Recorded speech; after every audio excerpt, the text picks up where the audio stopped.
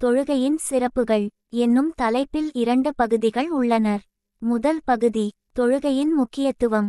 இந்த பகுதியில் 2 பிரிவுகள் உள்ளனர். முதல் பிரிவு தொழுகையின் பலன்கள். இதில் மொத்தம் 10 ஹதீஸ்கள் உள்ளனர். அந்த ஹதீஸும் அதனுடைய விளக்கங்களும் கீழ்வருமாறு. ஹதீஸ் 1. இஸ்லாத்தின் 5 தூண்கள். ரசூலுல்லாஹி ஸல்லல்லாஹு அலைஹி வஸல்லம் அவர்கள் அருளியதாக ஹஜ்ரத் இப்னு உமர் ரலியல்லாஹு அன்ஹு அறிவிக்கிறார்கள். இஸ்லாம் என்ற கட்டடம் 5 தூண்களின் மீது அமைக்கப்பட்டுள்ளது. 1. லாயிலாஹ் இல்லல்லாஹு முஹம்மதுர் ரசூலுல்லாஹ், அதாவது வணக்கத்துக்குரியவன் அல்லாஹ்வைத் தவிர வேறு யாருமில்லை.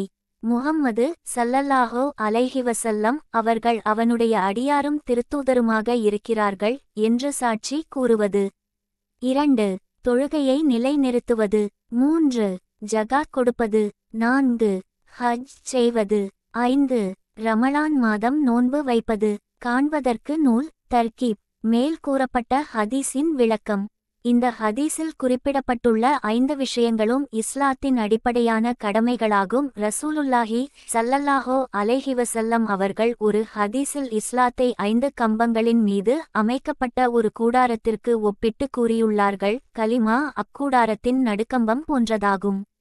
மற்ற 4 செயல்களும் கூடாரத்தின் 4 மூலைகளில் உள்ள கம்பங்களை போன்றவையாகும். நடுக்கம்பம் இல்லாவிட்டால் கூடாரமே உருவாகாது. நடுக்கம்பம் இருந்து 4 மூலைகளிலுள்ள கம்பங்களில் ஏதேனும் ஒன்று இல்லாவிட்டால் கூடாரம் இருக்கும். ஆனால் கம்பமில்லாத அந்த பகுதி சரிந்து குறை உடையதாக காணப்படும். இந்த ஹதீஸின் அடிப்படையில் நாம் நம்முடைய நிலையை பற்றிச் சற்று சிந்திக்க வேண்டும். 5 காரியங்களை கொண்ட இஸ்லாம் என்னும் இக்கூடாரத்தை நாம் எந்த அளவு நிலைநிறுத்தியுள்ளோம்?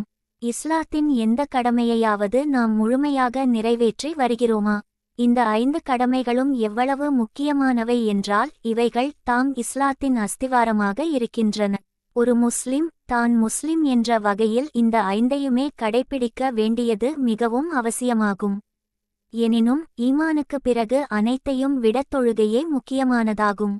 ஹஜ்ரத் அப்துல்லாஹ் இப்னு மசூத் ரலியல்லாஹு அன்ஹு அவர்கள் அறிவிக்கிறார்கள், நான் ரசூலுல்லாஹி ஸல்லல்லாஹு அலைஹி வஸல்லம் அவர்களிடம், அனைத்தையும் விட அல்லாஹு தாலாவுக்கு மிக விருப்பமான செயல் எது என கேட்டேன். தொழுகை என்று கூறினார்கள்.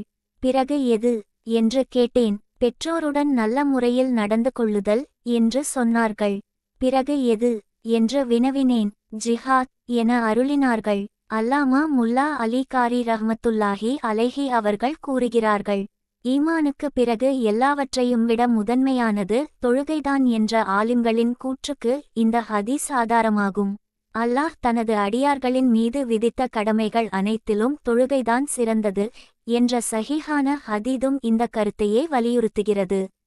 வேறு பல ஹதீஸ்களிலும் எல்லா அமல்களையும் விட தொழுகைதான் சிறந்தது என்ற கருத்து தெளிவாக கூறப்பட்டுள்ளது. ஹஜ்ரத் அப்பான் இப்னு உமர், சலமா, அபு உமாமா, உபாதா ரலியல்லாஹு அன்சும் ஆகிய 5 சஹாபாக்களின் வாயிலாக மேற்கூறப்பட்ட ஹதீஸ் அறிவிக்கப்பட்டுள்ளதாக ஜாமியுஸ் ஸஹீஹ் என்னும் நூலில் கூறப்பட்டுள்ளது. மேலும் அந்த ரசலில் அந்தந்த நேரத்தில் தொழுது கொள்வது எல்லா அமல்களையும் விடச் சிறந்தது என்று இப்னு மஸ்ஊத், அனஸ் ரலியல்லாஹு அன்ஹுமா ஆகிய இருவரும் கூறியுள்ளதாக அறிவிக்கப்பட்டுள்ளது.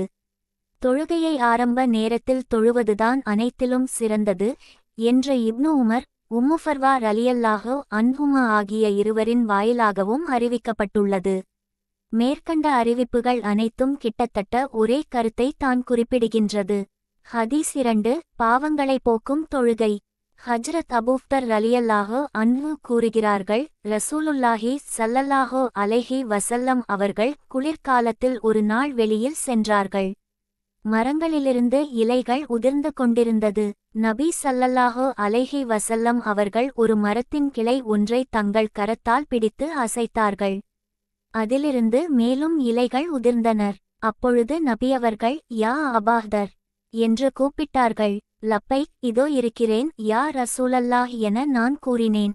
அப்பொழுது அவர்கள், ஒரு முஸ்லிமான அடியான் அல்லாஹ்வுக்காக இக்லாசுடன் தொழுவாரானால் இம்மரத்திலிருந்து இலைகள் உதிர்வது போல் அவருடைய பாவங்கள் உதிர்ந்துவிடுகின்றன என அருளினார்கள்.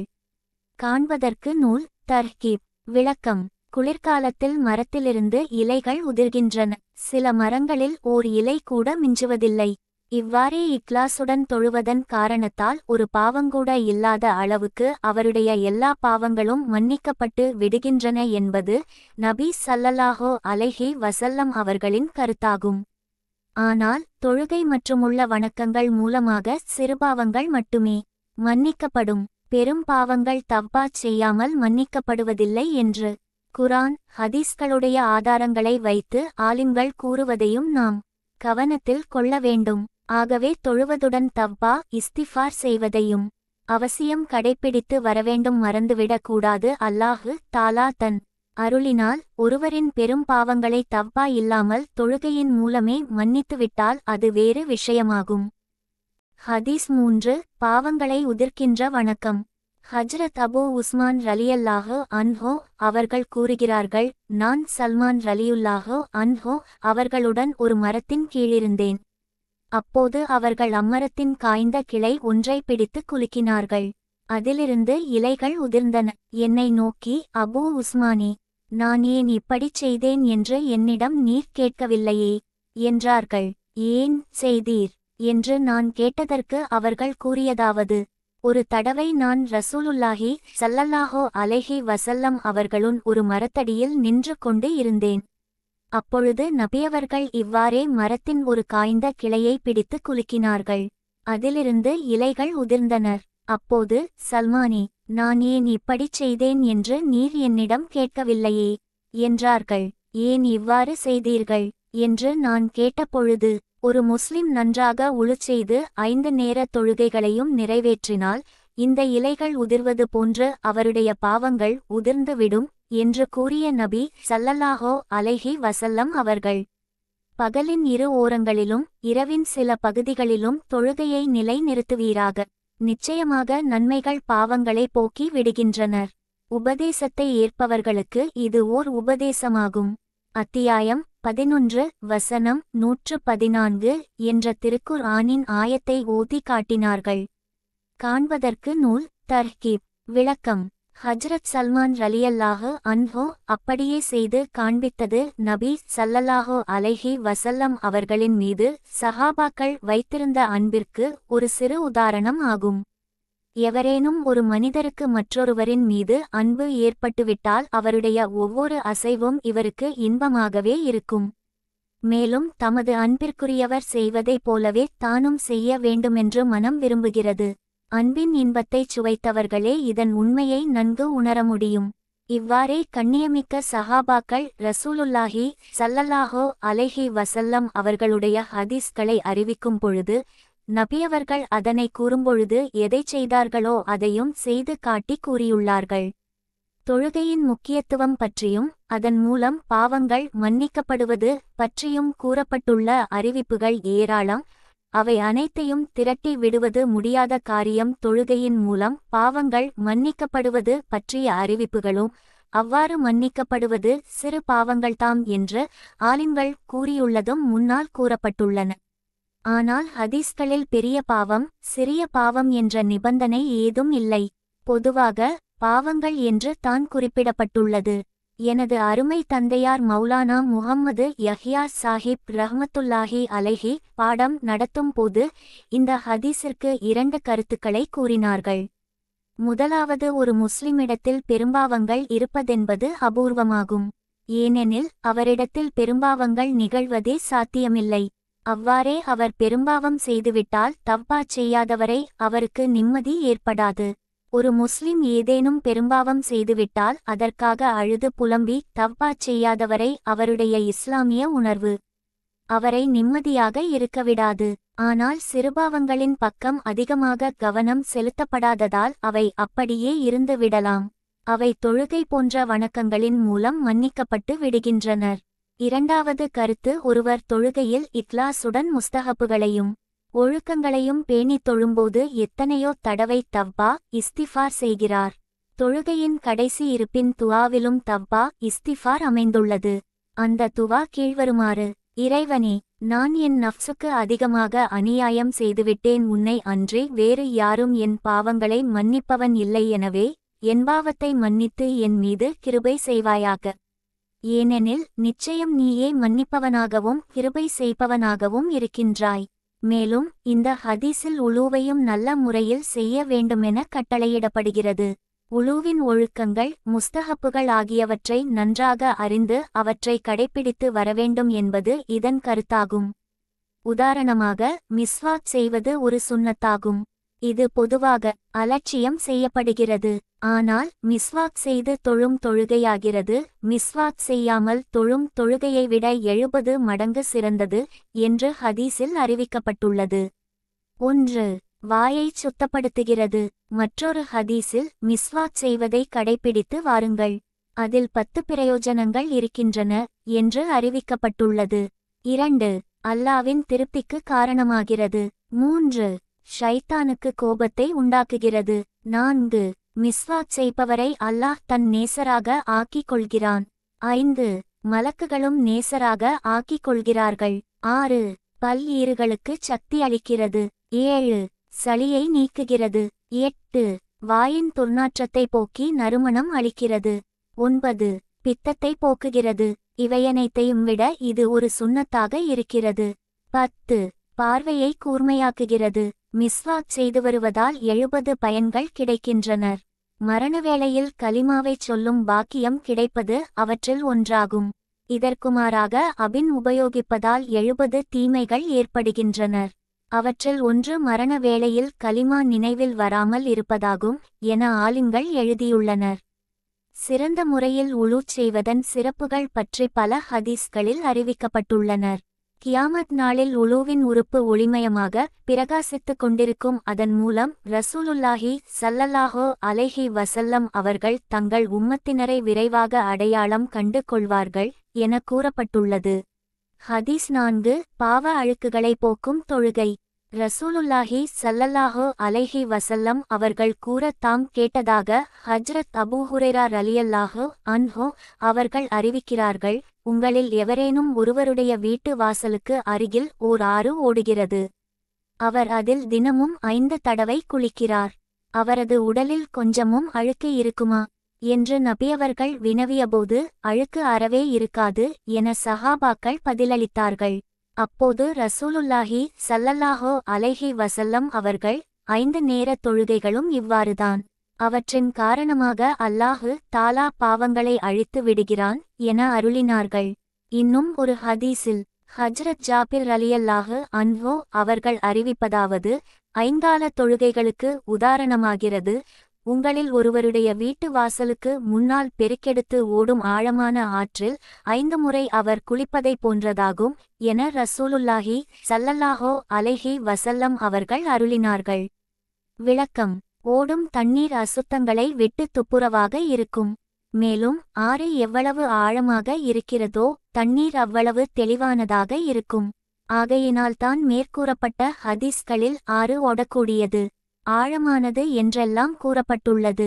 எந்த அளவு சுத்தமான தண்ணீரில் ஒருவர் குளிக்கிறாரோ அந்த அளவு அவருடைய உடல் சுத்தம் அடையும்.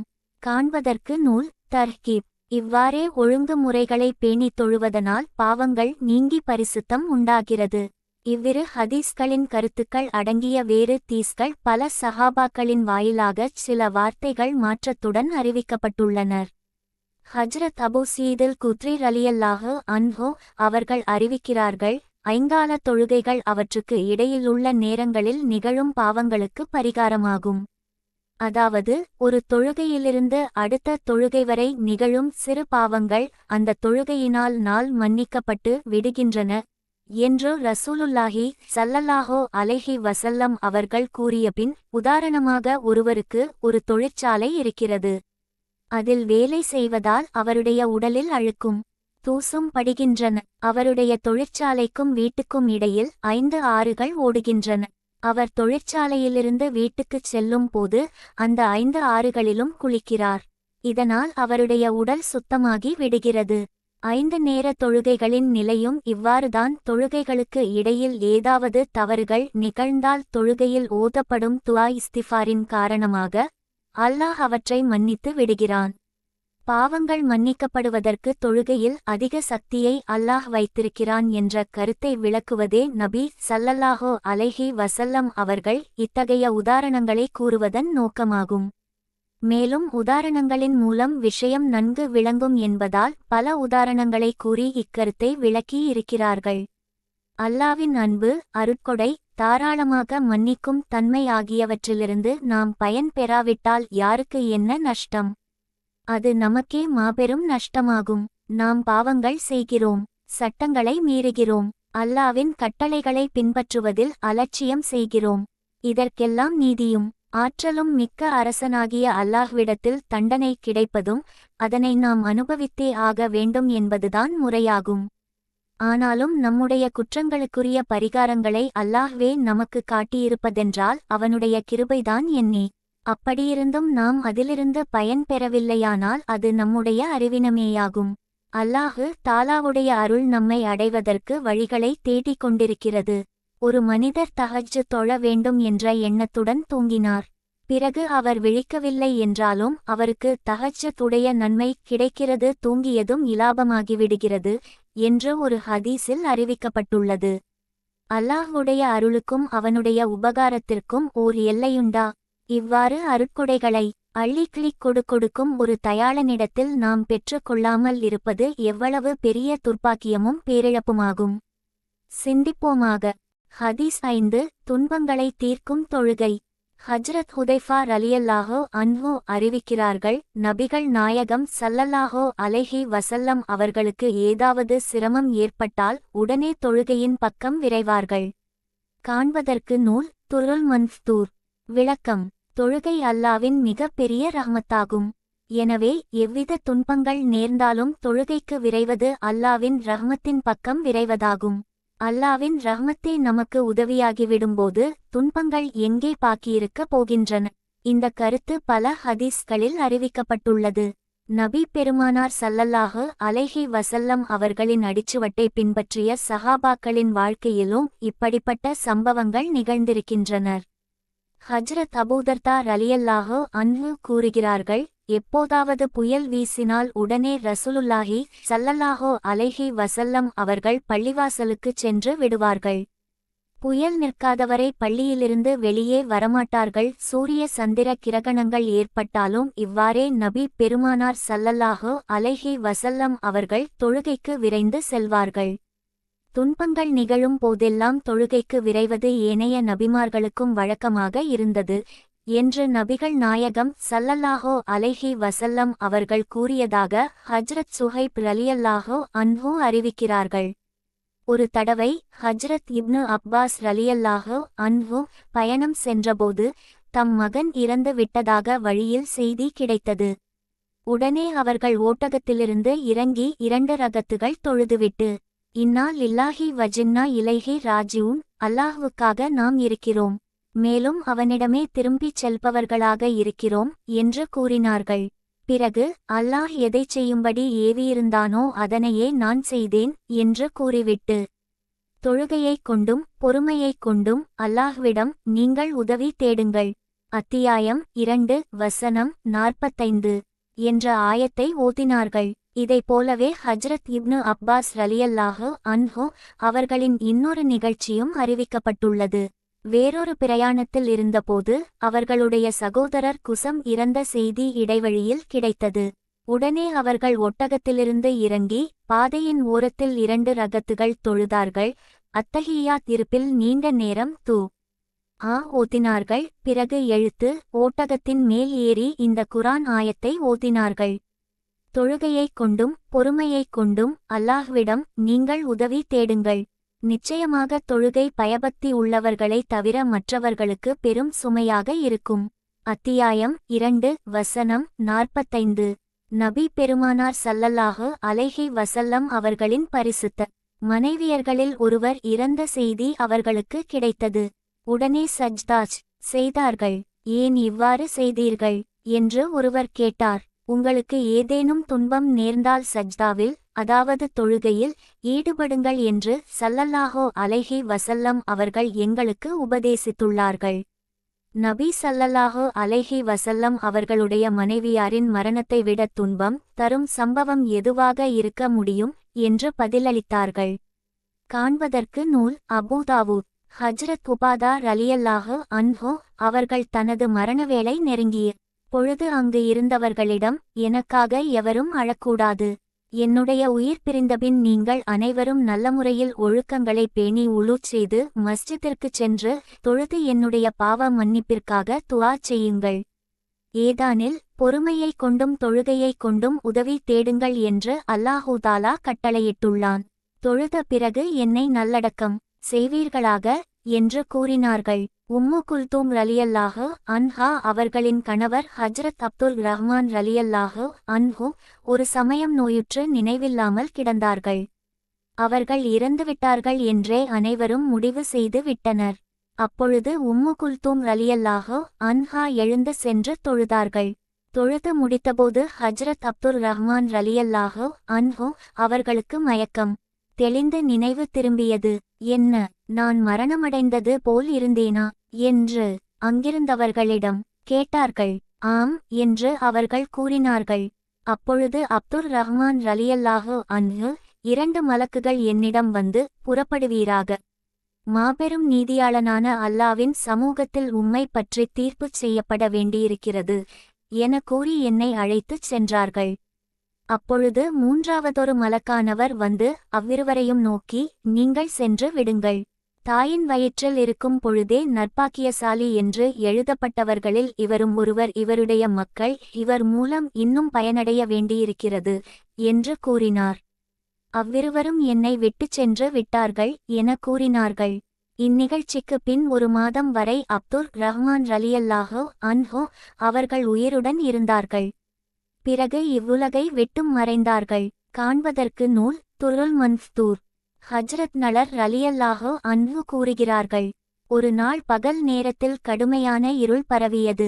நான் ஹஜ்ரத் அனஸ் ரலியல்லாஹு அன்ஹு அவர்களின் சமூகத்திற்கு ஓடோடிச் சென்று, ரசூலுல்லாஹி ஸல்லல்லாஹு அலைஹி வஸல்லம் அவர்களின் காலத்திலும் இவ்வாறு நிகழ்ந்ததுண்டா என்று வினவினேன். அப்பொழுது அவர்கள், அல்லாஹ் பாதுகாப்பானாக, நபியவர்களின் காலத்தில் காற்று சிறிது வேகமாக வீச ஆரம்பித்தாலும் கியாமத்து நாள் வந்துவிட்டதோ என்று அஞ்சி நாங்கள் மஸ்ஜிதின் பக்கம் விரைந்து செல்வோம் என்று பதிலளித்தார்கள்.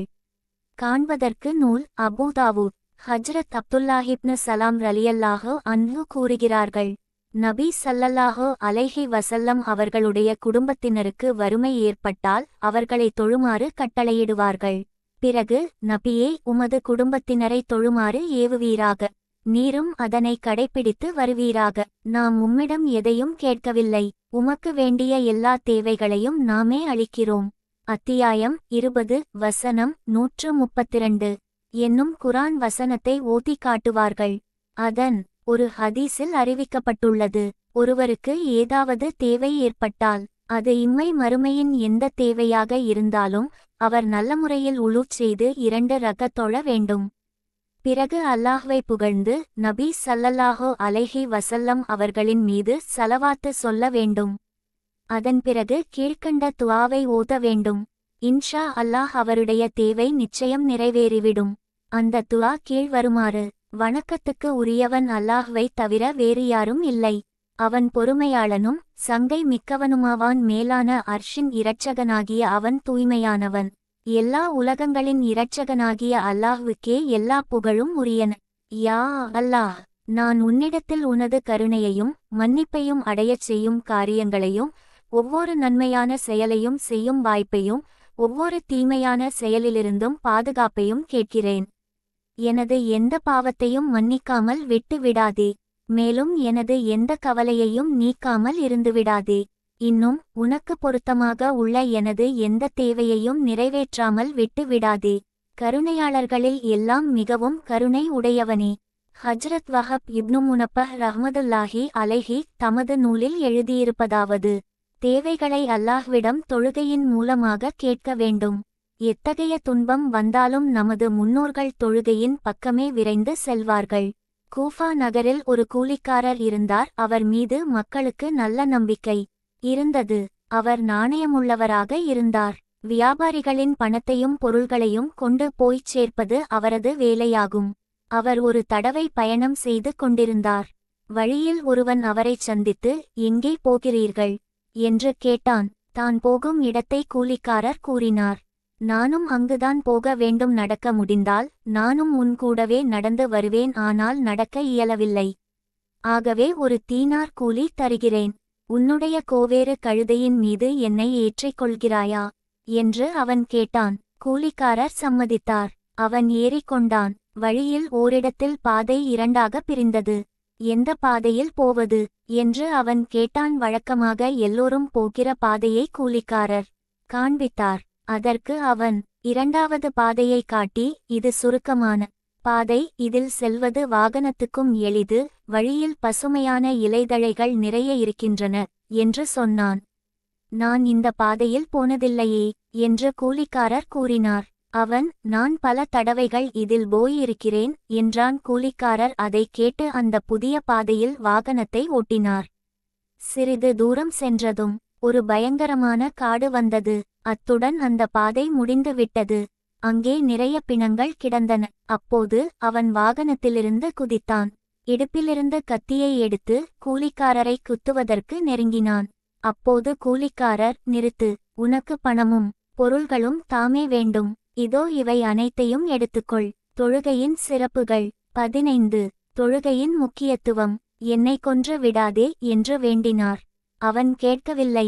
முதலில் உன்னை கொன்று விட்டு பிறகு தான் இவைகளை எடுப்பேன் என்று சத்தியமிட்டுச் சொன்னான். கூலிக்காரர் எவ்வளவோ வேண்டிக் கொண்டும் அந்த அநியாயக்காரன் கேட்கவில்லை. கடைசியாக கூலிக்காரர், சரி, 2 ரக்கத் தொழுவதற்கு எனக்கு அவகாசம் கொடு என்று கேட்டார். அதை ஏற்றுக்கொண்ட அவன் ஏளனமாகச் சிரித்துவிட்டு, சீக்கிரமாகத் தொழுது கொள், இங்கே கிடக்கும் பிணங்கள் எல்லாம் கடைசி நேரம் இவ்வாறுதான் என்னிடம் கேட்டுக்கொண்டு தொழுதார்கள். ஆனால் அவர்களுடைய தொழுகை அவர்களுக்கு எந்த பலனையும் தரவில்லை என்று கூறினான். கூலிக்காரர் தொழ ஆரம்பித்தார். அல்ஹம்து சூரா ஓதினார். அடுத்த சூரா நினைவுக்கு வரவில்லை. அந்த கொலைகாரன் பக்கத்தில் நின்று கொண்டு சீக்கிரமாகத் தொழும்படி கூறினாள். அப்போது தன்னை அறியாமலேயே கூலிக்காரர் இந்த ஆயத்தை ஓதினார். திக்கற்றவர் அவனை அழைக்கும் பொழுது பதில் தருபவனும் அவரது துன்பத்தை நீக்குபவனும் யார்? அத்தியாயம் 27 வசனம் 62. இதை ஓதியவாறு அவர் அழுது கொண்டு இருந்தார். அப்போது திடீரென்று ஒரு குதிரை வீரர் அங்கு தோன்றினார். அவர் தலையில் பளிச்சிடும் இரும்பு தொப்பி அணிந்திருந்தார். அவர் தமது ஈட்டியால் அந்த கொடியவனை குத்திக் கொன்று விட்டார். அவன் இறந்து விழுந்த இடத்தில் தீப்பிடித்து கொழுத்து விட்டு எரிந்தது. உடனே கூலிக்காரர் சஜ்தாவில் விழுந்து அல்லாஹ்வுக்கு நன்றி செலுத்தினார். பிறகு தொழுது முடித்த பின் குதிரை வீரரிடம் ஓடிச் சென்று, நீங்கள் யார் என்பதை அல்லாஹ்விற்காகச் சொல்லுங்கள் என்று கேட்டார். அதற்கு அந்த குதிரை வீரர், திக்கற்றவர் அழைக்கும் போது உதவி செய்பவனின், அதாவது அல்லாவின் அடிமையாவேன், இப்போது நீர் பயமின்றி எங்கு வேண்டுமானாலும் போகலாம் என்று கூறிவிட்டு போய்விட்டார். உண்மையில் தொழுகை இவ்வளவு பெரும் அருட்கொடையாகும். இதில் அல்லாவின் பொருத்தம் கிடைக்கிறது. அத்துடன் எத்தனையோ உலகத் துன்பங்களில் இருந்து மீள்வதற்கும் இது காரணமாக அமைகிறது. மேலும் இதில் மன அமைதி கிடைத்தே தீரும். இப்னு சீரீன் ரஹ்மதுல்லாஹி அலைஹி அவர்கள், என்னிடம் சொர்க்கம் போகிறீரா அல்லது 2 ரகத் தொழுகிறீரா என்று கேட்கப்பட்டால் 2 ரகத் தொழுவதற்கே நான் ஆசைப்படுவேன். ஏனென்றால் சொர்க்கம் செல்வதால் எனக்கு இன்பம் கிடைக்கிறது. 2 ரகத் தொழுவதால் எனது இறைவன் திருப்தி அடைகிறான் என்று கூறினார்கள். தனது குடும்பப்பாரம் அதிகமில்லாத, அதிகம் தொழக்கூடிய ஒரு முஸ்லிம் இருக்கிறார். அவர் தேவைக்கு போதுமான உணவை கொண்டு பொறுமையுடன் வாழ்ந்து வருகிறார். நல்லவிதமாக வணக்கங்கள் செய்கிறார். பிரபல்யமின்றி அடக்கத்துடன் வாழ்கிறார். சீக்கிரமாகவே இந்த உலகை விட்டு பிரிந்து செல்கிறார். வாரிசுதாரர்களுக்கு அதிக சொத்து சேர்த்து வைக்கவில்லை. அவரது மரணத்தின்போது அழுபவர்களும் அதிகமில்லை. இப்படிப்பட்ட முஸ்லிம் உண்மையில் பொறாமைப்படத்தக்கவராவார் என்று நபிகள் நாயகம் ஸல்லல்லாஹு அலைஹி வஸல்லம் கூறினார்கள். இன்னொரு ஹதீஸில், உங்களுடைய வீட்டில் அதிகமாக தொழுது வாருங்கள், அதனால் வீட்டில் நல்லவை அதிகமாகும் என்று கூறப்பட்டுள்ளது. ஹதீஸ் 6. உலூவினால் பாவங்கள் கழுவப்படுகின்றது. ஹஜ்ரத் அபூ முஸ்லிம் ரலியல்லாஹு அன்ஹு கூறுவதாவது, நான் அபூ உமாமா ரலியல்லாஹு அன்ஹு அவர்களிடம் சென்றபோது அவர்கள் மஸ்ஜிதில் இருந்தார்கள். நான் அவர்களிடம், அபூ உமாமா அவர்களே, ஒருவர் நல்ல முறையில் உழு செய்கிறார். தனது கைகளையும் முகத்தையும் கழுவி தலையையும் காதுகளையும் மசல் செய்தார். பிறகு தொழுகையை தொழுதால் அன்றைய தினம் அவருடைய கால்கள் செய்த பாவங்களை, கைகள் செய்த பாவங்களை, காதுகளால் நிகழ்ந்த பாவங்களை, கண்கள் செய்த பாவங்கள் மற்றும் மனதில் எண்ணிய பாவங்களை அல்லாஹ் மன்னித்து விடுகிறான். இந்த ஹதீஸை தாங்கள் திருநபி ஸல்லல்லாஹு அலைஹி வஸல்லம் அவர்களிடம் கேட்டதாக ஒருவர் என்னிடம் கூறினார் என்று கூறினேன். அதற்கு அபூ உமாமா ரலியல்லாஹு அன்ஹு, அல்லாவின் மீது ஆணையாக, நான் பல தடவைகள் இதனை அருமை நபி ஸல்லல்லாஹு அலைஹி வஸல்லம் அவர்களிடமிருந்து கேட்டுள்ளேன் என்று கூறினார்கள். காண்பதற்கு நூல் அஹ்மத். விளக்கம். இதுபோன்ற அநேக ஹதீஸ்கள் வந்துள்ளனர். ஹஜ்ரத் சல்மான், அபூ ஹுரைரா, அனஸ், அப்துல்லாஹ் சனாபிஹி மற்றும் அம்ருப்னு அப்சா ரலியல்லாஹு அன்ஹும் ஆகியோரும் மற்றும் பலரும் இக்கருத்துள்ள பல ஹதீஸ்களை சிற்சில வார்த்தைகள் மாறுதலுடன் அறிவித்துள்ளார்கள். கஷ்ஃப் என்ற அகப்பார்வை உடைய பெரியார்களுக்கு பாவங்கள் நீங்குவது கூட தெரிந்து விடுகிறது. இமாம் அபூ ஹனீஃபா ரஹ்மத்துல்லாஹி அலைஹி அவர்களின் சரித்திரம் பிரபலமானது. உலு செய்யும்போது வடியும் நீரை பார்த்து அதனால் எந்த பாவம் நீங்குகிறது என்று அறிந்து கொள்வார்கள். எனினும் தொழுகையினால் பாவங்கள் மன்னிக்கப்படுகின்றன என்று எண்ணியாரும் பாவங்களைச் செய்வதில் துணிச்சல் கொள்ளக்கூடாது என்று எம்பெருமானார் ஸல்லல்லாஹு அலைஹி வஸல்லம் அவர்கள் எச்சரித்ததாக ஹஜ்ரத் உதுமான் ரலியல்லாஹு அன்ஹு கூறுகிறார்கள். ஏனெனில் நமது தொழுகையும் மற்ற வணங்கங்களும் எந்த நிலையில் இருக்கின்றது என்பதை நாம் அறிவோம். ஏதோ இவைகளை அல்லாஹ் தனது கருணையாலும் அன்பாலும் ஏற்றுக்கொண்டால் அது அவனது பேருபகாரமாகும். தொழுகையின் மூலம் பாவங்கள் மன்னிக்கப்படுவது நிச்சயம், சிறிதும் சந்தேகமில்லைதான். ஆனால் நம்முடைய தொழுகை தகுதி வாய்ந்ததாக இருக்கிறதா? அல்லாஹ்வே நன்கு அறிவான். என் பிள்ளைகள் அறியாமல் செய்த இன்ன காரியங்களை நான் மன்னித்து விடுகிறேன் என்று ஒரு தந்தை கூறுகிறார். இதை காரணம் காட்டி அவருடைய பிள்ளைகள் தந்தைக்கு மாற்றமான காரியங்களைச் செய்து கொண்டே இருப்பது எவ்வளவு அறிவற்ற செயலோ, அதேபோல எனது இறைவன் கிருபையாளன், மன்னிக்கக்கூடியவன் என்பதற்காக பாவங்களைச் செய்து கொண்டே இருப்பது வெட்கக்கேடான செயலாகும். ஹதீஸ் 7. ஷஹீதுக்கு முன்னால் சொர்க்கம் சென்றவர். ஹஜரத் அபூ ஹுரைரா ரலியல்லாஹு அன்ஹு அறிவிக்கிறார்கள், குலா என்ற இனத்தைச் சேர்ந்த இருவர் ஒரே நேரத்தில் முஸ்லிமானார்கள். ஒருவர் மார்க்க போரில் ஷஹீதாகிவிட்டார். அடுத்தவர் ஒரு வருடத்திற்கு பிறகு மரணமடைந்தார். ஒரு வருடத்திற்கு பின் மரணமடைந்தவர் ஷஹீதை விட முன்னால் சொர்க்கத்தில் தல்ஹா இப்னு உபைதுல்லாஹ் ரலியல்லாஹு அன்ஹு கனவு கண்டார். இது பெரும் ஆச்சரியத்தை அளித்தது. இதை பற்றி நானோ வேறு யாரோ விளக்கம் கேட்டபோது நபிகள் நாயகம் ஸல்லல்லாஹு அலைஹி வஸல்லம் அவர்கள், ஒரு வருடத்திற்கு பிறகு மரணமடைந்தவர் செய்த அதிகமான நன்மைகளை நீர் கவனிக்கவில்லையா? ரமலான் மாதம் முழுவதும் நோன்பு வைத்திருக்கிறார். மேலும் ஒரு வருடத்தில் 6000 ரகத்துகளும் இன்னும் எத்தனையோ ரகத்துகளும் ஷஹீதை விட அதிகமாக தொழுதிருக்கிறார் என்று பதில் கூறினார்கள். காண்பதற்கு நூல் அஹ்மத். விளக்கம். ஒரு நாளைக்கு பர்லு மற்றும் வித்ர் தொழுகைகள் மட்டும் 20 ரகத்துகள் ஆகின்றன. ஒரு மாதம் 29 நாட்கள் என்று வைத்து கொண்டாலும் ஒரு வருடத்திற்கு 6960 ரகத்துகள் ஆகின்றன. 30 நாட்கள் உள்ள ஒவ்வொரு மாதத்துக்கும் 20 ரகங்கள் அதிகமாகும். மேலும் சுன்னத்தான நபிலான தொழுகைகளையும் சேர்த்தால் எண்ணிக்கை மிக அதிகமாகும். இப்னு மாஜா என்ற நூலில் இந்த ஹதீஸ் இன்னும் விளக்கமாக கூறப்பட்டுள்ளது. கனவு கண்ட ஹஜ்ரத் தல்ஹா ரலியல்லாஹு அன்ஹு அவர்களே இதை அறிவிக்கிறார்கள்.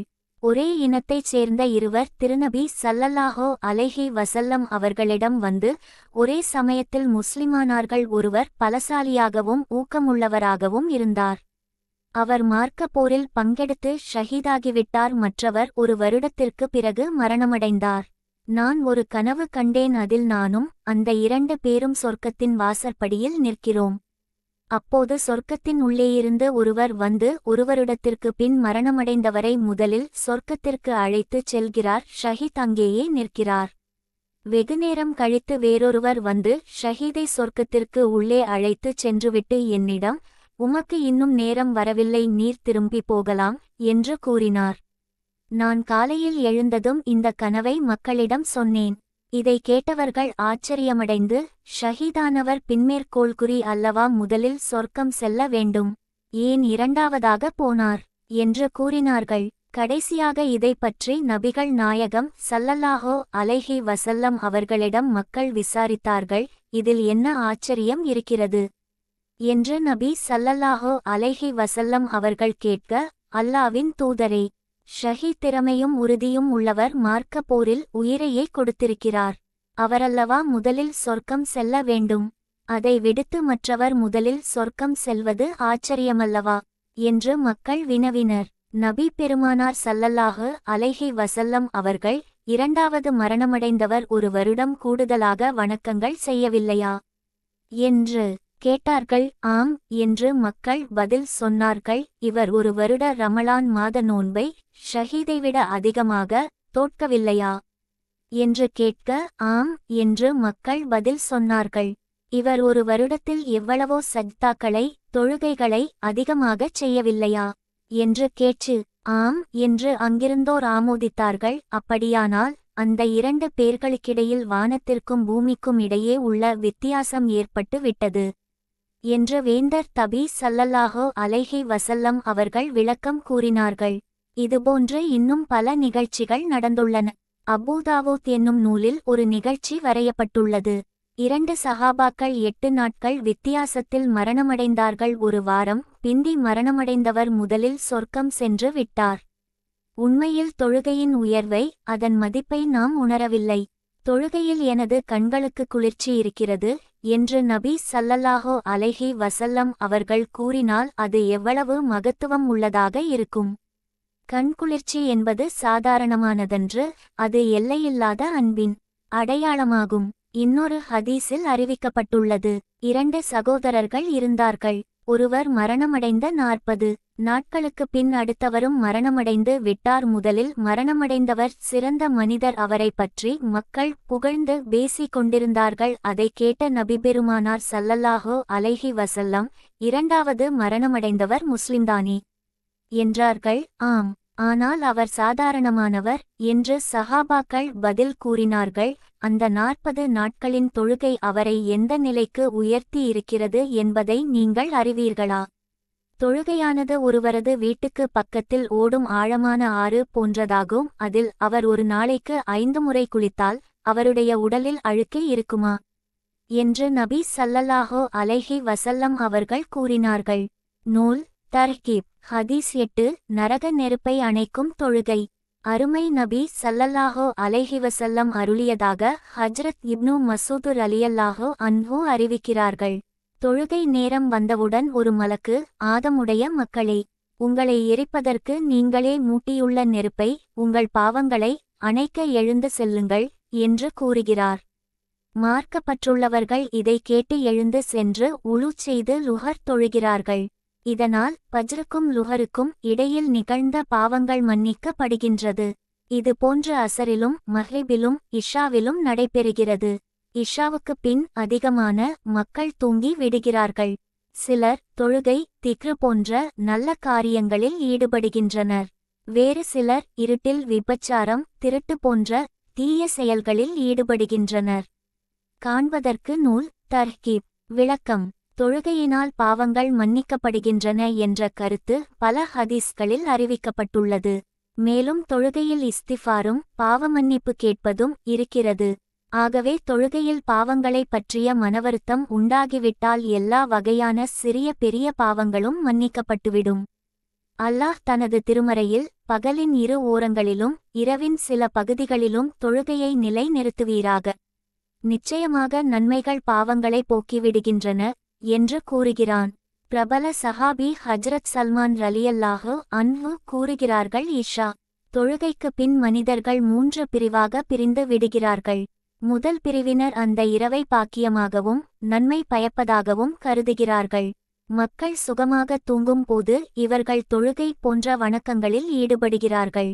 அந்த இரவு அவர்களுக்கு நன்மையானதாகவும் இலாபகரமாகவும் ஆகிவிடுகிறது. இரண்டாவது பிரிவினர் தனிமையை சந்தர்ப்பமாக கருதி பாவமான காரியங்களை செய்கிறார்கள். இதனால் அந்த இரவு அவர்களுக்கு வேதனைக்குரியதாகவும் கேடாகவும் ஆகிவிடுகிறது. மூன்றாவது பிரிவினர் இஷாவுக்கு பின் தூங்கி விடுகிறார்கள். ஆகவே அவர்களுக்கு அந்த இரவில் நன்மையுமில்லை, அழிவுமில்லை, லாபமுமில்லை, நஷ்டமுமில்லை. ஹதீஸ் 9. தொழுகையின் பிரதி பலன் சொர்க்கம். நபியே, உம்முடைய உம்மத்தினருக்கு 5 நேர தொழுகைகளை நான் கடமையாக்கி உள்ளேன். அவைகளை அந்தந்த நேரத்தில் பேணி தொழுது வருபவரை சொர்க்கத்திற்கு அனுப்ப பொறுப்பேற்று கொண்டேன். அவைகளை பேணி தொழுகாதவருக்கு நான் பொறுப்பேற்கவில்லை என்று அல்லாஹ் கூறுகிறான். இந்த ஹதீஸ் குச்சியை ஹஜ்ரத் அபூகதாதா ரலியல்லாஹு அன்ஹு அறிவிக்கிறார்கள். நூல் துருல் மந்தூர். விளக்கம். இன்னொரு ஹதீஸில் இதை பற்றி விளக்கமாக கூறப்பட்டுள்ளது. அல்லாஹ் 5 நேர தொழுகைகளை கடமையாக்கினான். அவைகளை அலட்சியம் செய்யாமல் நல்ல முறையில் உளூ செய்து எவ்வித குறையுமின்றி அந்தந்த நேரத்தில் பயபக்தியுடன் தொழுது வருபவரைச் சொர்க்கத்திற்கு அனுப்ப அல்லாஹ் வாக்குறுதி அளிக்கிறான். இவ்வாறு நிறைவேற்றாதவர்களுக்கு எந்த வாக்குறுதியும் இல்லை. அவன் விரும்பினால் மன்னிப்பான், இல்லையேல் தண்டனை கொடுப்பான். ஆகவே தொழுகைக்கு இவ்வளவு சிறப்பு இருக்கிறது. அதனை பேணித் தொழுபவர் அல்லாவின் பொறுப்பில் வந்து விடுகிறார். இன்று ஓர் அதிகாரியோ செல்வந்தரோ யாரேனும் ஒருவருக்கு ஒரு விஷயத்தில் பொறுப்பெற்று கொண்டால் அவர் எவ்வளவு நிம்மதியும் மகிழ்ச்சியுமடைகிறார். அந்த அதிகாரிக்கு அல்லது செல்வந்தருக்கு மிகவும் நன்றி செலுத்துகிறார். அவர்களுக்கு கட்டுப்பட்டு நடப்பவராகவும் ஆகிவிடுகிறார். இங்கேயோ சிரமம் இல்லாத ஒரு சாதாரண வணக்கத்திற்காக ஈருலக அரசனான அல்லாஹ்வே பொறுப்பேற்றுக் கொள்கிறான். எனினும் மக்கள் இதில் அசட்டையாகவும் மறதியாகவும் இருக்கிறார்கள். இதனால் யாருக்கு என்ன நஷ்டம்? நமக்கே நஷ்டமும் தீங்கும் என்பதை உணர வேண்டும். ஹதீஸ் 10. 2 ரகத்தின் மதிப்பு. ஒரு சஹாபி கூறுகிறார்கள், நாங்கள் கைபர் யுத்தத்தில் வெற்றி பெற்றோம். அப்போது சஹாபாக்கள் தங்களுக்குரிய இக்கனிமப் பொருள்களை எடுத்து கொண்டார்கள். அதில் பலவகையான பொருள்களும் இருந்தன.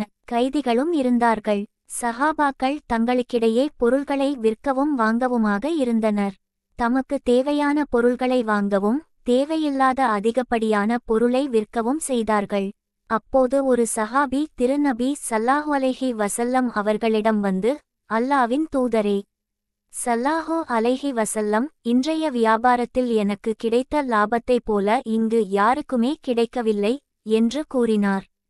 அருமை நபி ஸல்லல்லாஹு அலைஹி வஸல்லம் ஆச்சரியப்பட்டு, அப்படி எவ்வளவு லாபம் கிடைத்தது என்று கேட்டார்கள்.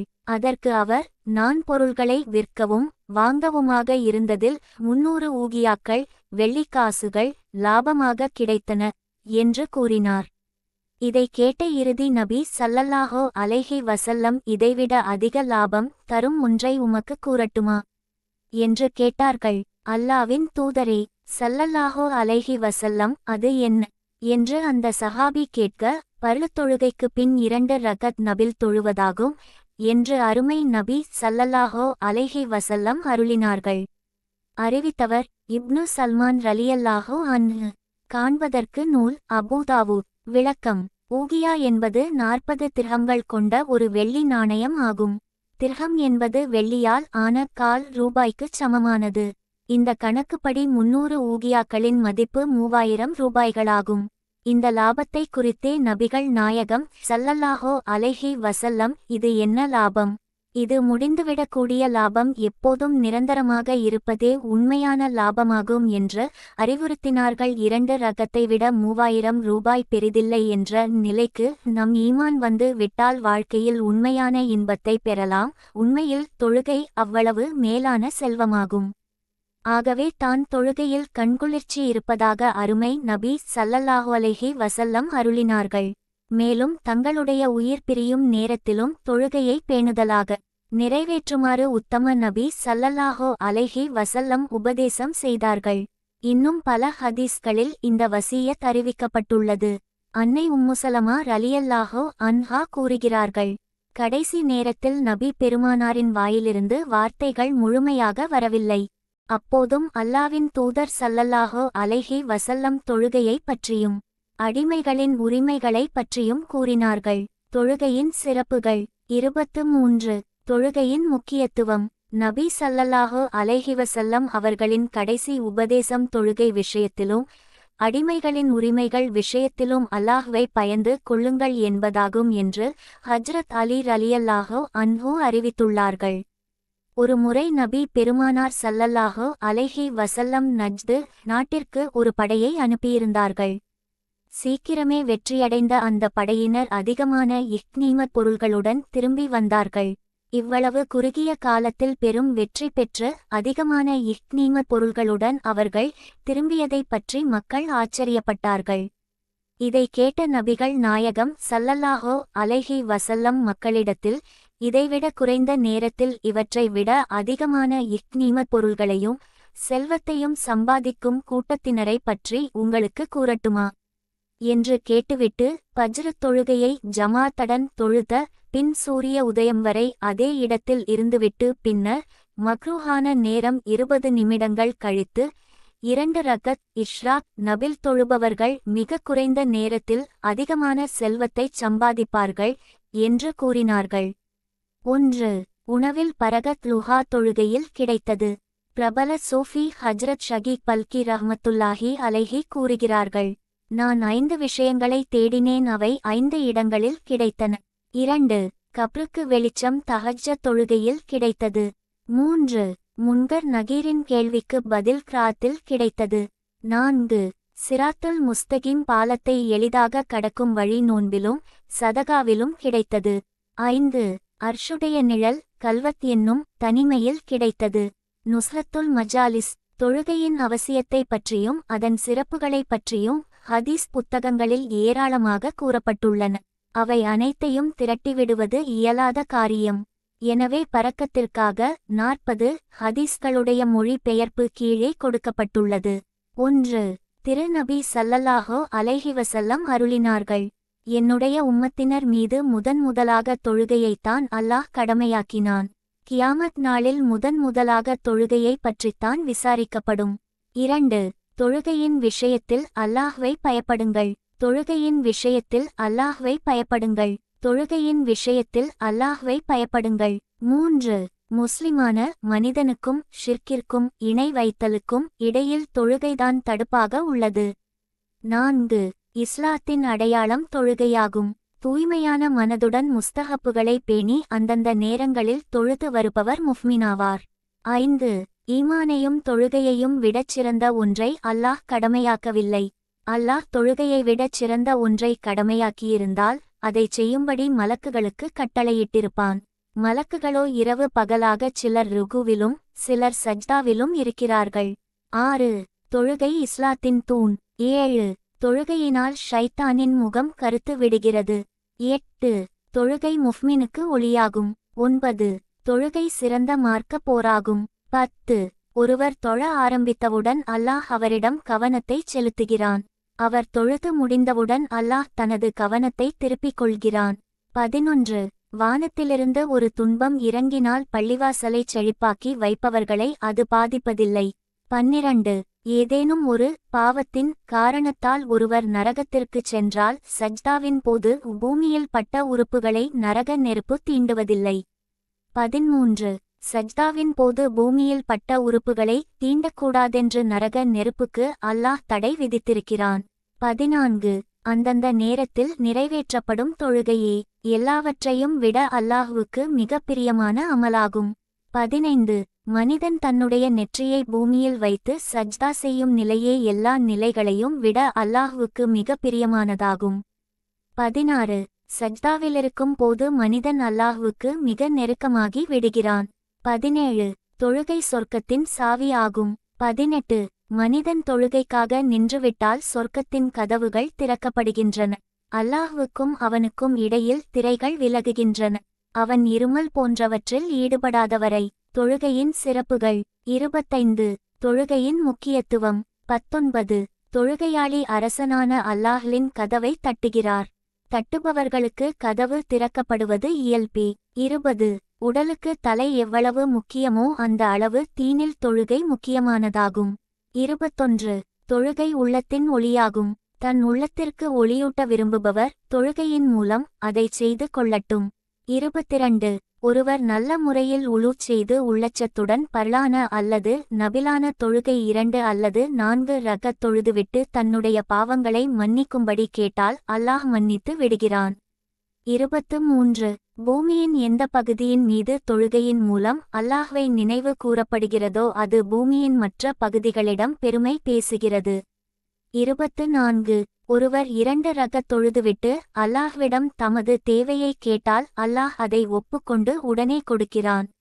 அல்லது ஏதாவது நன்மையை கருதி சிறிது பிற்படுத்தி தருகிறான். ஆயினும் உறுதியாக துஆ ஏற்றுக் கொள்ளப்படும். 25. அல்லாஹ்வையும் அவனது மலக்குகளையும் தவிர வேறு யாருக்கும் தெரியாமல் ஒருவர் 2 ரகத் தொழுதால் அவருக்கு நரகத்திலிருந்து விடுதலை அளிக்கும் சீட்டு கிடைத்து விடுகிறது. 26. பரலான ஒரு தொழுகைக்கு பிறகு ஒரு துஆ ஒப்புக்கொள்ளப்படுகிறது. 27. நல்ல முறையில் உளு செய்து ருகுவையும் சுஜூதையும் பேணுதலாகச் செய்தவாறு 5 நேர தொழுகைகளை நிறைவேற்றி வருபவருக்கு சொர்க்கம் கிடைப்பது உறுதியாகும். அவருக்கு நாகம் ஹராமாகிவிடும். 28. ஒரு முஸ்லிம் 5 நேரங்கள் பேணுதலாக தொழுது கொண்டிருக்கும் வரையில் ஷைத்தான் அவருக்கு பயப்படுகிறான். அவர் தொழுகையில் அசட்டை செய்ய ஆரம்பித்தால் ஷைத்தானுக்கு துணிச்சல் உண்டாகி அவரை கெடுக்க நினைக்கிறான். 29. நேரம் வந்த உடனேயே தொழுது கொள்வது எல்லாவற்றிலும் மிகச்சிறந்த அமலாகும். 30. தொழுகை பயபக்தியாளர்களின் தியாகமாகும். 31. ஆரம்ப நேரத்தில் தொழுது கொள்வது அல்லாஹ்வுக்கு மிக பிரியமான அமலாகும். 32. காலையில் எழுந்ததும் தொழுகைக்காகச் செல்பவர் ஈமானின் கொடியை பிடித்து கொண்டு செய்கிறார். சுடைவீதிக்குச் செல்பவர் ஷைத்தானின் கொடியை பிடித்து கொண்டு செல்கிறார். 33. லுஹருடைய பருளுக்கு முன்பு 4 ரகத்துகள் சுன்னத் தொழுதால் 4 ரகத்துகள் தஹஜ்ஜுத் தொழுத நன்மை கிடைக்கிறது. 34. லுஹருக்கு முன்புள்ள சுன்னத் 4 ரகத்துகளும் தஹஜ்ஜுத்துடைய 4 ரகத்துகளுக்குச் சமமாகும். 35. மனிதன் தொழ நின்றுவிட்டால் அல்லாவின் அருள்மாரி ரஹ்மத் அவன் மீது பொழிகிறது. 36. நடு இரவு தஹஜ்ஜு இத்தொழுகை மிகச் சிறந்த தொழுகையாகும். ஆனால் மிக குறைவானவர்களே அதை தொழுகிறார்கள். 37. ஹஜ்ரத் ஜிப்ரீல் அலைஹிஸ்ஸலாம் என்னிடம் வந்து முஹம்மத் ஸல்லல்லாஹு அலைஹி வஸல்லம் நீங்கள் எவ்வளவு காலம் வாழ்ந்தாலும் ஒரு நாள் மரணமடைய வேண்டும். நீங்கள் யாரை பிரியப்பட்டாலும் ஒரு நாள் அவர்களை விட்டு பிரிய வேண்டும். நிச்சயமாக உங்கள் செயல்களுக்குரிய பிரதிபலனை நீங்கள் பெறுவீர். ஒரு முஃமினின் சிறப்பு தஹஜ்ஜுத் தொழுவதில் தான் இருக்கிறது. முஃமினின் கண்ணியம் பிறரிடம் தேவைப்படாமல் வாழ்வதில் இருக்கிறது. இதில் எந்த சந்தேகமும் இல்லை என்று கூறிச் சென்றார்கள். 38.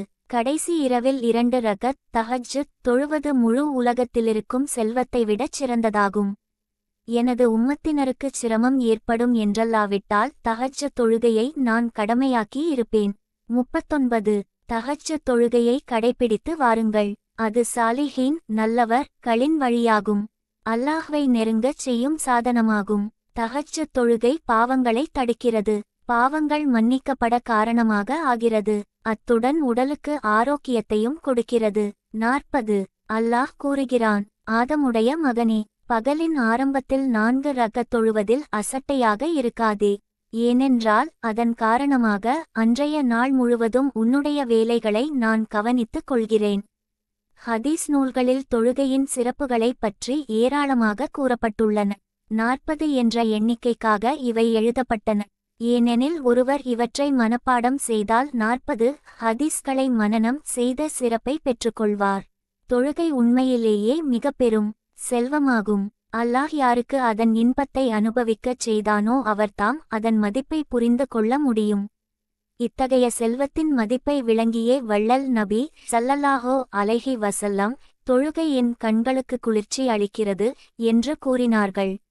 மேலும் இந்த இன்பத்தில் மூழ்கிய இரவின் பெரும் பகுதியை தொழுகையில் கழித்தார்கள். தங்களின் உயிர் பிரியும் நேரத்திலும் கூட தொழுகையை பற்றியே வலியுறுத்தி கூறினார்கள். தொழுகையின் விஷயத்தில் அல்லாஹ்வை பயப்படுங்கள் என்ற நபிமொழி பல ஹதீஸ் நூல்களில் வந்துள்ளது. எல்லா வணக்கங்களிலும் தொழுகையே எனக்கு பிரியமான அமல் என்று அருமை நபி ஸல்லல்லாஹு அலைஹி வஸல்லம் அருளியதாக அப்துல்லாஹ் இப்னு மஸ்ஊத் ரலியல்லாஹு அன்ஹு அறிவிக்கிறார்கள். ஒரு சஹாபி கூறுகிறார்கள், நான் ஒரு நாள் இரவு நேரத்தில் மஸ்ஜிதே நபவிக்கு நபி பெருமானாரின் பள்ளிவாசலுக்கு சென்றேன். அங்கே தாஹா நபி ஸல்லல்லாஹு அலைஹி வஸல்லம் தொழுது கொண்டு இருந்தார்கள்.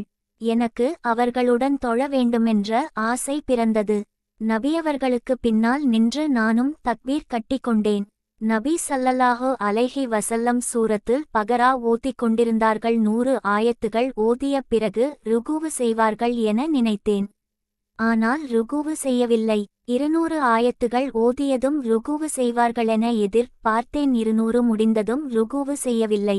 இந்த சூரத்து முடிந்தவுடனாவது ருகூவு செய்வார்களென எண்ணினேன். அந்த சூரத்து முடிந்ததும் அல்லாஹும்ம லகல் ஹம்து, அல்லாஹ்வே உனக்கே எல்லா புகழும் என்று பல தடவை கூறினார்கள்.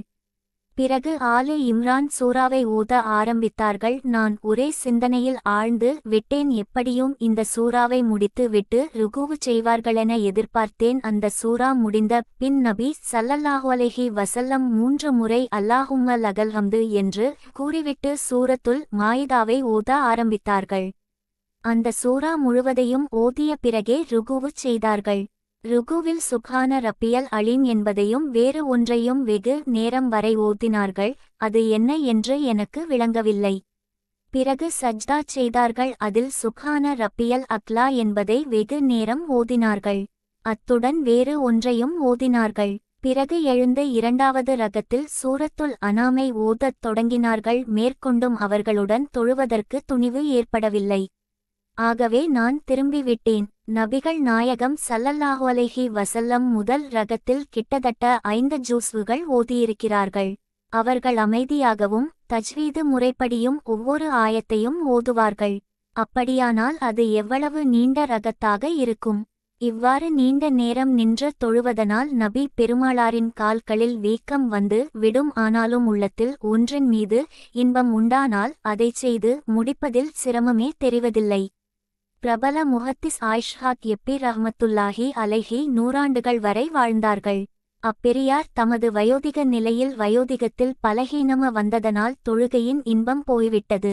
இப்போது 2 ரக தொழுகையில் சூரா அம்பகரா, ஆலிம்ரான் ஆகியவற்றுக்கு மேல் ஓத முடியவில்லையே என்று மிக கவலையோடு கூறுவர்களனம். இந்த 2 சூறாக்கள் மட்டும் 3.25 ஜுஸ்வகள் ஆகின்றது. ஹஜ்ரத் முஹம்மத் இப்னு எசிமாக் ரஹ்மத்துல்லாஹி அலைஹி கூறுகிறார்கள், நகரில் என் வீட்டுக்கு பக்கத்தில் ஒருவர் குடியிருந்தார். அவருடைய மகன் பகலெல்லாம் நோன்பு நோற்பதும் இரவெல்லாம் தொழுது இறையின்ப பாடல்கள் பாடுவதுமாக இருந்தார். இதனால் இவர் இளைத்து போய் எலும்பும் தோலுமாகி விட்டார்.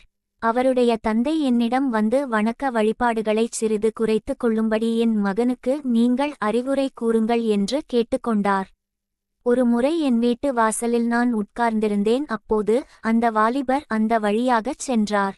அவரை அழைத்தேன். அவர் சலாம் கூறி பக்கத்தில் உட்கார்ந்தார். நான் அவரை பற்றி பேச ஆரம்பித்தேன். உடனே அவர், சிறிய தந்தையே, எனது முயற்சியை குறைக்க வேண்டும் என்று தானே சொல்ல விரும்புகிறீர்கள்? நானும் வாலிபர்கள் சிலரும் சேர்ந்து எங்களில் அதிக வணக்கங்கள் புரிந்து முன்னேறுவதற்கு முயல்பவர் யார் என்று பார்ப்பதற்கு ஒரு போட்டி வைத்தோம். எனது நண்பர்கள் அதிக முயற்சியும் சிரமமும் எடுத்து அமல் செய்தார்கள். இறுதியில் மிக்க மகிழ்ச்சியுடன் இறைவடி சேர்ந்தார்கள். இப்போது எங்கள் அனைவரிலும் நான் மட்டுமே எஞ்சியிருக்கிறேன். என்னுடைய அமல்கள் தினசரி 2 முறை அவர்களுக்கு காட்டப்படும் போது நான் அவற்றை குறைத்து கொண்டால் அவர்கள் என்ன நினைப்பார்களோ என்று கூறிவிட்டு அந்த வாலிபர்கள் செய்த வணக்கங்களையும் அதற்காக அவர்கள் பட்ட சிரமங்களையும் விளக்கினார். அதை கேட்ட நாங்கள் திகைத்து விட்டோம். பிறகு அந்த வாலிபர் சென்று விட்டார். இந்த நிகழ்ச்சிக்கு பின் 3வது நாள் அவரும் இறைவனடி சேர்ந்துவிட்டார். அல்லாஹ் அவர் மீது அருள் புரிவானாக. பிற்போக்கான இந்த காலத்திலும் அல்லாவின் நல்லடியார்கள் சிலர் இரவின் பெரும் பகுதியை தொழுகையில் கழிக்கிறார்கள். பகல் முழுவதும் தஃப்லீங் போன்ற தீனுடைய காரியங்களில் ஈடுபட்டிருக்கிறார்கள். ஹஜ்ரத் முஜத்தி தம்பதானி ரஹ்மத்துல்லாஹி அலைஹி என்ற பெரியாரை பற்றி அறியாதவர்கள் யாகும் இருக்க முடியாது. அவர்களின் கலீபாவான மவ்லானா அப்துல் வாஹிது லாவூரி ரஹ்மத்துல்லாஹி அலைஹி ஒரு நாள் சுவர்க்கத்தில் தொழுகை இல்லையா என்று கவலையுடன் கேட்டார்கள். ஹஜ்ரத், சுவர்க்கத்தில் ஏது தொழுகை? அது அமல்களுக்கு கூலி கொடுக்கப்படும் இடமே தவிர அமல்களைச் செய்வதற்கான இடமல்லவே என்று ஒருவர் பதில் கூறினார். உடனே அப்பெரியார் பெருமூச்சு விட்டவர்களாக அழ ஆரம்பித்து விட்டார்கள். தொழுகை இல்லாமல் சொர்க்கத்தில் எப்படி பொழுது போகும் என்று வருத்தத்துடன் கூறினார். இத்தகைய பெரியார்களால் தான் இவ்வுலகம் நிலைத்திருக்கிறது. அல்லாஹ் உடைய அன்பினாலும் தங்களையே அர்ப்பணம் செய்த பெரியோர்களின் பொருட்டாலும் இந்த பாவியின் மீது அவன் அருள் புரிவது இயலாத காரியமல்ல. இனி ஒரு சவையான நிகழ்ச்சியுடன் இப்பிரிவை முடிக்கிறேன். ஹாபிஸ் இப்னு ஹஜர் ரஹ்மத்துல்லாஹி அலைஹி தங்களுடைய முனப்பஹாத் என்ற நூலில் கீழ்க்கண்ட எழுதியிருக்கிறார்கள். ஒருமுறை திரு தபி ஸல்லல்லாஹு அலைஹி வஸல்லம், உலகில் எனக்கு 3 விஷயங்கள் விருப்பமானவை. 1. நறுமணம் நற்குணமுள்ள பெண்கள். 1. என் கண்களுக்கு குளிர்ச்சி தரும் தொழுகை என்று கூறினார்கள். இதை கேட்ட சஹாபிகளில் ஹஜ்ரத் அபூபக்கர் ரலியல்லாஹு அன்ஹு, தாங்கள் கூறியது உண்மைதான். எனக்கு இவ்வுலகில் 3 விஷயங்கள் விருப்பமானவை. 1. தங்களின் முகத்தை பார்த்து கொண்டே இருப்பது. 2. எனது செல்வத்தை தங்களுக்காக செலவழிப்பது. 3. என் மகள் தங்கள் மனைவியாக இருப்பது என்று கூறினார்கள். இதைக் கேட்ட உமர் ரலியல்லாஹு அன்ஹு அவர்கள், உண்மைதான், எனக்கும் இவ்வுலகில் 3 விஷயங்கள் விருப்பமானவை. 1. நன்மைமை ஏவுவது. 2. தீமையை தடுப்பது. 3. பழைய ஆடைகளை அணிவது என்று கூறினார்கள். உடனே ஹஜ்ரத் உதுமான் ரலியல்லாஹு அன்ஹு, நீங்கள் கூறியது உண்மையே. எனக்கும் இவ்வுலகில் 3 விஷயங்கள் விருப்பமானவை. 1. பசித்தவருக்கு உணவளிப்பது. 2. ஆடையில்லாதவருக்கு உடை கொடுப்பது. 3. சூர் ஆணை ஓதுவது என்று உரைத்தார்கள். இதைச் செவியுற்ற ஹஜ்ரத் அலி ரலியல்லாஹு அன்ஹு, உண்மைதான், எனக்கும் 3 விஷயங்கள் இவ்வுலகில் உவப்பானவை. 1. விருந்தாளியை உபசரிப்பது. 2. வெயில் காலத்தில் நோன்பு வைப்பது. 3. எதிரிகளுடன் போர் புரிவது என்று கூறினார்கள். அப்பொழுது ஹஜ்ரத் ஜிப்ரீல் அலைஹிஸ்ஸலாம் அங்கு வருகை தந்து, அல்லாஹ் என்னை அனுப்பினான், நான் மனிதனாக இருந்தால் என்ன விரும்புவேன் என்று கூறட்டுமா என்று கேட்டார்கள். உங்களுக்கு விருப்பமானவைகளை கூறுவீராக என்று திருநபி ஸல்லல்லாஹு அலைஹி வஸல்லம் கேட்டபோது, 1. வழி தவறியவர்களுக்கு நேர்வழி காட்டுவது. 2. ஏழ்மையிலும் வணக்கம் புரிவோர் மீது அன்பு செலுத்துவது. 3. குடும்பச் சுமையுள்ள ஏழைகளுக்கு உதவி செய்வது என்று ஹஜரத் ஜிப்ரீல் அலைஹிஸ்ஸலாம் கூறிவிட்டு, அடியார்களின் 3 செயல்கள் அல்லாஹ்வுக்கு விருப்பமானவை. 1. தனது சக்திலை, உடல், பொருள் ஆகியவற்றை அல்லாஹ்வுடைய பாதையில் செலவழிப்பது. 2. பாலங்களை நினைத்து வருத்தப்பட்டு அழுவது. 3. வறுமை வந்தால் பொறுத்து கொள்வது என்று கூறினார்கள். தாதும் ஆத் என்னும் நூலில் ஹாபிழ் இப்னு கப்பூம் ரஹ்மத்துல்லாஹி அலைஹி எழுதியிருப்பதாவது, தொழுகை உணவை கொண்டு வருகிறது, உடல் தலத்தை பாதுகாக்கிறது, நோய்களை நீக்குகிறது, உள்ளத்தை உறுதிப்படுத்துகிறது, முகத்துக்கு அழகையும் பிராகசத்தையும் தருகிறது, உயிருக்கு உணவாகிறது, உள்ளத்திற்கு ஒளியூட்டுகிறது, அல்லாஹ்வியை தடுக்கிறது, ஷைத்தானை விரட்டுகிறது, அல்லாஹ்வை நெருங்கச் செய்கிறது. சுருங்கச் சொன்னாலுயிர், உடல் ஆகியவற்றின் நலன்களை பாதுகாப்பதில் தொழுகைக்கு முக்கிய பங்கு இருக்கிறது. ஈருலகிலும் தீமைகளை நீக்கி எல்லா பலன்களையும் பெற்றுத் தருகிறது. அடுத்த பாகத்தில் 2ஆம் பிரிவில் தொழுகையை விடுவதின் தீமைகளைப் பற்றி காணலாம்.